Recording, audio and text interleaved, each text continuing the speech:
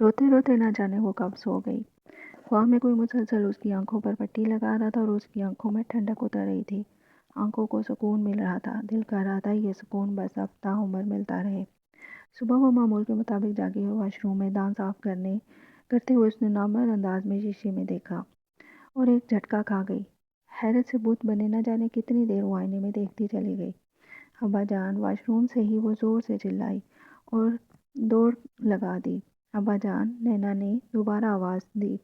ابا جان تیزی سے اپنے روم سے نکلے۔ ابا جان مجھے دیکھیے، نینا نے ابا جان کو دیکھتے ہوئے کہا۔ ابا جان سمجھ نہ سکے اور پھر ابا جان سمجھ گئے۔ نینا کی آنکھیں آنسوؤں سے بھری ہوئی تھیں۔ ابا جان میں دیکھ سکتی ہوں، نینا نے جیسے ایک بہت بڑی خوشخبری سنائی۔ ابا جان دنگ کھڑے رہ گئے۔ انہیں سمجھ نہیں آ رہا تھا اس خوشی کا اظہار کس طرح کریں۔ نینا دوڑتی ہوئی ابا کے گلے لگی اور خوشی سے رو دی۔ ان کا حال بھی یہی تھا۔ مائی فاطمہ بھی نینا کی آواز سن کر آ گئی تھی اور دوپٹے سے اپنی بھیگی آنکھیں پونچھ رہی تھی۔ ابا جان! اس کی آواز کپ کپا اٹھی۔ میں اس دنیا کو دیکھ سکتی ہوں۔ آنسو اس کی آنکھوں میں رواں تھے۔ جی میرا بچہ، مجھے اللہ پاک پر پورا بھروسہ تھا، ابا نے اسے پیار سے کہا۔ مجھے یقین نہیں آ رہا، میں اس ٹیبل کو دیکھ سکتی ہوں، وہ جیسے دیوانی سی ہوئی۔ میں روشنی کو دیکھ سکتی ہوں، میں بنا اسٹک کے چل سکتی ہوں۔ نینا کی خوشی کی انتہا نہیں تھی۔ یہی حالت اس کے ابا جان کی تھی۔ اولاد کی خوشی ماں باپ کے لیے اپنی خوشی سے بڑھ کر ہوتی ہے۔ ماں باپ اپنا آپ اولاد میں دیکھتے ہیں۔ نینا فاطمہ مائی کے پاس گئی، انہیں گھما ڈالا۔ فاطمہ مائی بھی ہنس رہی تھی۔ نینا جلدی سے روم میں گئی اور زینب کو جگایا۔ دیکھو زینب، تمہاری آپی تمہیں دیکھ سکتی ہے، تم کتنی خوبصورت ہو میری چندا۔ نینا نے آج پہلی بار زینب کو دیکھا تھا۔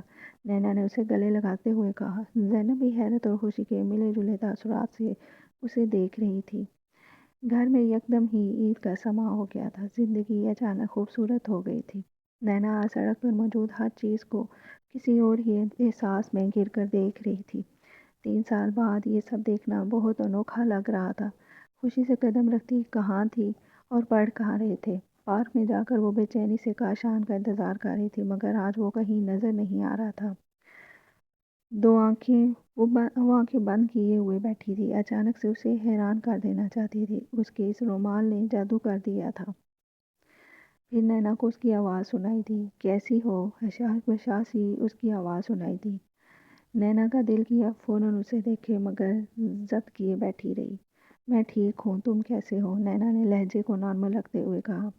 میں بہت ہینڈسم۔ اس نے تعریف کے پل باندھے۔ کسی ہیرو سے کم نہیں۔ اس کی اس بات پر نینا نے بے ساختہ اس کی جانب دیکھا اور حیرت سے دنگ رہ گئی۔ اس قدر مشابہت!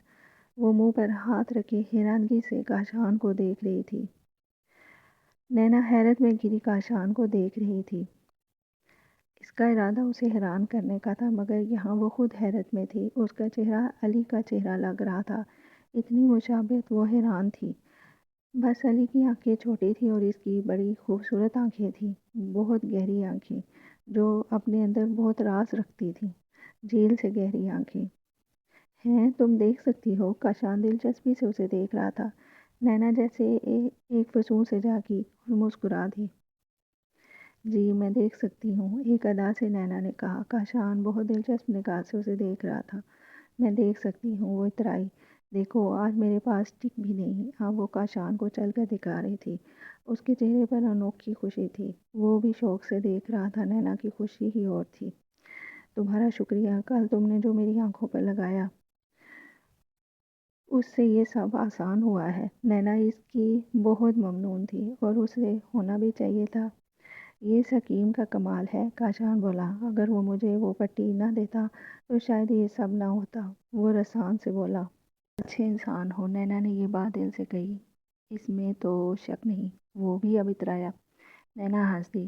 اپنے منہ میاں مٹھو، نینا اسے چڑھایا۔ سارا زمانہ تعریف کرتا ہے، وہ اسے بتانے لگا۔ بہت لڑکیاں مجھ پر فدا ہیں، میرے پیچھے بھاگتی ہیں۔ وہ کافی سنجیدگی سے بتا رہا تھا۔ اور تم کس پر فدا ہو؟ نینا نے اسے دیکھتے ہوئے پوچھا۔ کاشان کے چہرے پر ایک سایہ سا لہرا گیا۔ اس نے ایک ٹھنڈی سانس بھری۔ جس پر فدا ہوں وہ دنیا میں نہیں۔ یہ سن کر نینا نے اس کا چہرہ دیکھا، کہیں وہ مذاق تو نہیں کر رہا، لیکن وہ کافی سنجیدہ تھا۔ مطلب ابھی تک ملی نہیں؟ کاشان نے بات مکمل کی۔ نینا نے اسے غصے سے گھورا۔ واقعی بہت عجیب تھا۔ جھک کر نینا نے اسے گھرکا۔ وہ اب بچوں والے جھولے جھول رہا تھا۔ نینا کو بہت من موجی لگا۔ علی کی شباہت لیے نینا اسے دیکھ رہی تھی، جو بچوں کے ساتھ بچہ بنا ہوا تھا، مگر نینا کو لگا اس کی آنکھیں اداس ہیں، یا شاید یہ اس کا وہم تھا۔ گھر آ کر بھی نینا اسی کے بارے میں سوچتی رہی، اداس آنکھوں والا ہنس مکھ لڑکا۔ رات میں ابا جان کے کوئی دوست آ گئے۔ وہ کھانا کھا کر اپنے روم میں بیٹھی تھی، ابا جان اسے ڈرائنگ روم میں بلایا۔ نینا حیران ہوئی، ابا جان کبھی اس طرح ہرگز نہیں بلاتے تھے، نہ جانے آج کیا بات تھی۔ نینا اندر گئی اور سلام کیا۔ ابا جان کی عمر کے ہی بزرگ بیٹھے ہوئے تھے، بس فرق یہ تھا ان کے چہرے پر لمبی سی داڑھی تھی جو ان کی بزرگی میں مزید اضافہ کر رہی تھی۔ ابا جان نے نینا کو بیٹھنے کا اشارہ کیا۔ نینا خاموشی سے بیٹھ گئی۔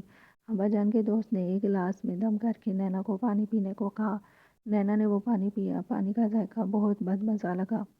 بیٹا، پانی کا ذائقہ کیسا تھا؟ انکل نے نینا سے پوچھا۔ بہت بدمزہ، کڑوا سا، نینا نے منہ بنا کر کہا۔ ابا جان کے دوست نے ہنکارا بھرا۔ کچھ دیر تک وہ سوچتے رہے، جیسے کوئی فیصلہ کر رہے ہوں۔ آپ پر اثرات ہیں، اس نے جیسے فائنل فیصلہ سنایا۔ ایک پل کے لیے ابا اور نینا ہک دک رہ گئے۔ اثرات؟ نینا نے حیرت سے کہا۔ کوئی پورا خاندان ہے جو پیچھے پڑ گیا ہے، اور وہ آپ کے ہی پیچھے ہیں، انہوں نے بتایا۔ ابا جان بھی پریشان ہو گئے۔ کیوں پیچھے پڑ گئے ہیں؟ آخر میری بچی نے کیا کیا ہے؟ ابا جان بہت پریشان ہو چکے تھے۔ یہ ابھی معلوم نہیں ہوا۔ انکل کے چہرے پر بھی پریشانی رقم تھی۔ لیکن خاندان بڑا ہے، پتہ چل رہا ہے دشمنی میں پیچھے پڑے ہوئے ہیں۔ وہ انکل بھی سنجیدگی سے سوچ رہے تھے۔ نینا کے چہرے پر ہوائیاں اڑ رہی تھی۔ اسے سمجھ نہیں آ رہی تھی یہ کون سی آفت اس کے پیچھے پڑ گئی تھی۔ کیسے پتہ چلے گا کہ وہ لوگ کیوں پیچھے پڑے ہیں؟ ابا جان نے ان سے کہا۔ یہ تو اتفاقی طور پر آج وہ ادھر ابا جان سے ملنے آ گئے، اور گھر میں آتے ساتھ انہیں کسی دوسری مخلوق کی موجودگی کا فوراً احساس ہوا، اور ان کے سر پر بوجھ ہوا۔ تب ان کے خیال کو تصدیق مل گئی کہ ضرور کچھ ہے، اور اب یقین ہو گیا تھا۔ ابا جان نے نینا کو باہر جانے کا اشارہ کیا۔ نینا پریشان سی ٹی وی لاؤنج میں آ گئی۔ زینب کارٹون دیکھ رہی تھی۔ نینا ٹی وی دیکھنے کا ذرا دل نہیں کر رہا تھا۔ ابا جان کافی دیر بعد باہر آئے جب وہ مہمان چلے گئے۔ انکل کسی مولوی کو لے کر آئے گا، ابا جان نے بیٹھتے ہوئے کہا۔ ابا کے چہرے سے پریشانی ظاہر ہو رہی تھی۔ کچھ اور بتایا انکل نے؟ نینا نے پوچھا۔ نینا ٹی وی آف کر چکی تھی، کیونکہ زینب سونے کے لیے روم میں چلی گئی تھی۔ نہیں، اب کل مولوی آئے گا، وہی کچھ بتائے گا۔ ابا جان نے کچھ توقف کیا۔ تمہیں کتوں کی بھی آواز آئی تھی، یہ بھی بتایا؟ ابا جان نے مزید بتایا۔ اللہ بہتر کرے گا، ابا جان نے نینا کو تسلی دی۔ نینا کو وہ کتے یاد آئے جن کی آواز اس نے بہت قریب سے سنی تھی۔ نینا نے وضو کیا اور قرآن پاک کی تلاوت کرنے لگی۔ بے شک قرآن پاک شفا کی کتاب ہے۔ وہ رو رو کر اس نے دعا کی، سفریت سے پناہ مانگتی رہی۔ روتے روتے جائے نماز پڑھی، سو گئی، اسے پتہ ہی نہیں چلا۔ صبح جب آنکھ کھلی تب بستر پر جا کر لیٹی۔ دماغ بہت سی سوچوں میں تھا، وہ بہت الجھی ہوئی تھی۔ آنکھیں ملنے کی خوشی مان پڑ چکی تھی۔ انہی سوچوں میں وہ دوبارہ سو گئی۔ وہ درخت کے پاس کھڑی ڈنڈے سے پھل توڑنے کی صحیح کر رہی تھی۔ وہ ٹہنی پر زور سے ڈنڈا مار رہی تھی۔ اسی اثنا میں کسی کی چیخ کی آواز سنائی دی۔ چیخ اتنی زوردار تھی، نینا ڈر سے جاگ گئی۔ نینا پر سینے میں شرابور تھی، سانسیں بہت تیز تھیں۔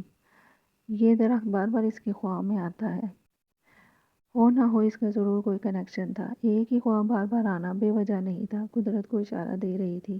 اسے یاد آیا ایک بار وہ درخت کی سے کیریاں توڑنے لگی تھی جب وہ کالج میں تھی۔ کالج میں ایک پرانا کیری کا درخت تھا۔ ایک دن اس کا دل کیا تب وہ درخت سے کیری توڑنے لگی تھی، اور اس نے کیری بھی کھائی تھی۔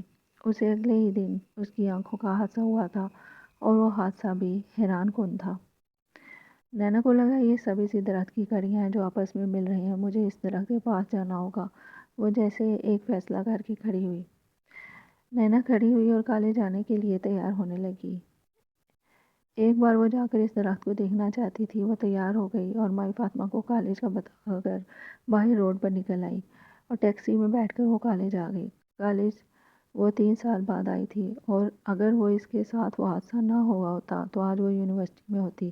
مگر قسمت کو کچھ اور ہی منظور تھا۔ وہ کالج کی تعلیم بھی پوری نہیں کر پائی تھی۔ وہ کالج میں آئی تو کتنی یادیں چپکے سے اس کے پاس آ بیٹھی تھیں، دوستوں کے ساتھ مستیاں کرنا، شغل مچانا۔ وہ بہت چلبلی تھی، اپنے گروپ کی جان ہوا کرتی تھی۔ اس کے بعد وہ خود دوستوں سے دور ہو گئی۔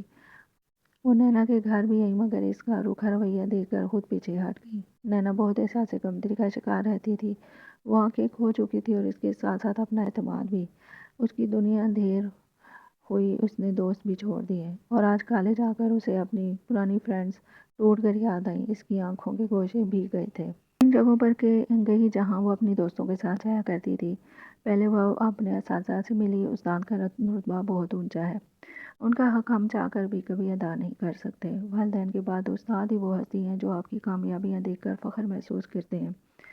وہ اپنے سب ٹیچر سے ملی، کچھ یہاں سے جا چکے تھے، کچھ ابھی موجود تھے۔ سب نے نینا کی بینائی کی واپسی پر خوشی کا اظہار کیا۔ نینا ان سب سے مل کر بہت راحت محسوس کر رہی تھی، مگر اس کے بعد وہ اس درخت کے پاس آئی جہاں سے اسے لگتا تھا یہ کہانی شروع ہوئی تھی۔ وہ درخت ابھی کا نہیں تھا، اسے لگتا تھا صدیوں پرانا درخت ہے۔ اس کی جڑیں بہت موٹی اور مضبوط تھیں۔ گھنا سایہ دار درخت جیسے نینا کا منتظر کھڑا تھا۔ ایک پل کو نینا کو لگا اس درخت کی آنکھیں اسے دیکھ رہی ہیں اور سوال کر رہی ہیں، تم اتنی دیر سے کیوں آئی ہو؟ درخت کی شاخیں جھکی ہوئی تھیں۔ نینا کو اسے دیکھ کر ایک خوف سا محسوس ہوا۔ ایک پل کو نینا کا دل کیا وہ واپس پلٹ جائے، یہاں آ کر شاید اس نے غلطی کر دی ہے۔ وہ یہ نہیں جانتی تھی کہ وہ اپنی زندگی کی سب سے بڑی خطا کر چکی ہے۔ اب واپس پلٹنا ناممکن ہو چکا ہے۔ اسے خوف پیدا ہوا کہیں وہ کسی مصیبت میں مبتلا نہ ہو جائے۔ لیکن اس نے ہمت جمع کی اور درخت کے قریب چلی آئی۔ وہ بالکل خاموش کھڑا تھا۔ ہیلو، نینا اس درخت سے مخاطب ہوئی، جیسے وہ اس کے ہیلو کا جواب دے گا، لیکن درخت خاموش کھڑا رہا۔ تم میرے خواب میں کیوں آتے ہو؟ نینا اسے سوال کر رہی تھی۔ آس پاس کوئی نہیں تھا، یہ درخت کالج کے اختتام پر تھا، اسی لیے یہاں کوئی نہیں آتا تھا۔ نینا بھی تنہا کھڑی درخت سے سوال کر رہی تھی۔ نینا اس درخت کو دیکھے چلی گئی۔ ایک شہر تھا جو چاروں طرف چھانے لگا تھا، کوئی فلم تھی جو چل پڑی تھی۔ وہ خود کو اپنے سامنے چلتے ہوئے دیکھ رہی تھی۔ وہ کیریاں توڑ رہی تھی، ایک سٹک اس کے ہاتھ میں تھی، وہ ٹہنیوں پر مار رہی تھی، اس کے ماتھے پر پسینے کی بوندیں چمک رہی تھیں۔ وہ پتھر بنی خود کو دیکھ رہی تھی اور اب اس نے درخت کی ٹہنی پر ایک خوبصورت لڑکی کو بیٹھے دیکھا جس کے لمبے گھنے بال کھلے ہوئے تھے۔ وہ مسکراتے ہوئے کسی سے بات کر رہی تھی، لیکن نینا کو وہ وجود نظر نہیں آ رہا تھا۔ اس وجود کی پشت تھی، وہ کوئی مرد کی پشت تھی۔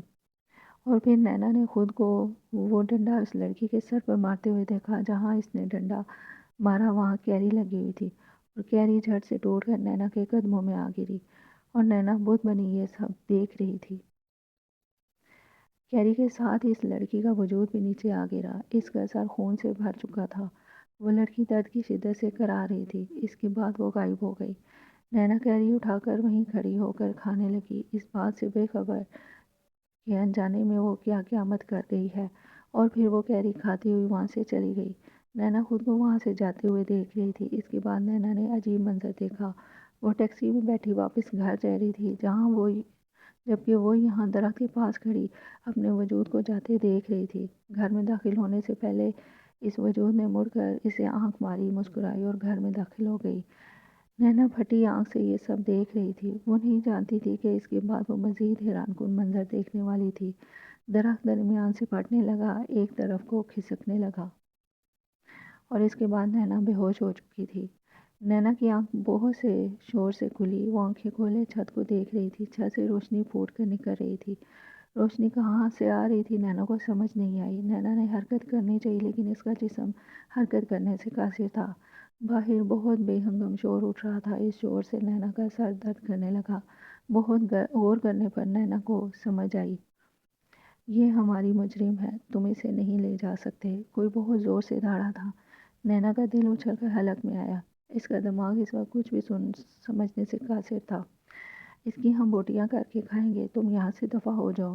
وہی آواز دوبارہ سنائی دی، تم نے جو جال پھیلایا 3 سال بعد بھی وہ ابھی تک زندہ ہے، تم ناکارہ ہو۔ اس آواز میں بہت جوش تھا۔ ہم کچھ سکون سے کام کرتے ہیں تاکہ اسے تکلیف زیادہ ہو، میرا مقصد نینا کی دردناک موت ہی ہے اور یہ وہ آواز تھی جو نینا ہزاروں میں پہچان سکتی تھی۔ اس آواز کو نینا دن رات سنا کرتی تھی۔ نینا کا دل اس آواز کو سن کر بالکل ٹھہر گیا تھا۔ وہ آواز زینب کی تھی۔ نینا کو ایسا لگا اس پر آسمان آ گرا ہے۔ وہ پھٹی پھٹی نگاہ سے اس دیوار کو دیکھ رہی تھی جس کے پار سے آوازیں آ رہی تھی۔ نینا کو اپنا آخری وقت بہت قریب لگا۔ اسے ایسا لگا جیسے دو گروپوں میں تصادم تھا۔ دونوں اسے مارنے کے لیے جگڑ رہے تھے۔ جو جی چاہتا اسے مارنے کا اختیار مل جاتا۔ نینا کے ماتھے پر پسینہ پھوٹ پڑا۔ بہت شدت سے نینا نے اللہ کو پکارا۔ اور ایسے کیسے ہو سکتا تھا انسان سچے دل سے اپنے رب کو پکارے اور وہ جواب نہ دے؟ لیکن پکار صدق دل اور شدت سے ہونی چاہیے۔ پکار میں یقین ہونا چاہیے۔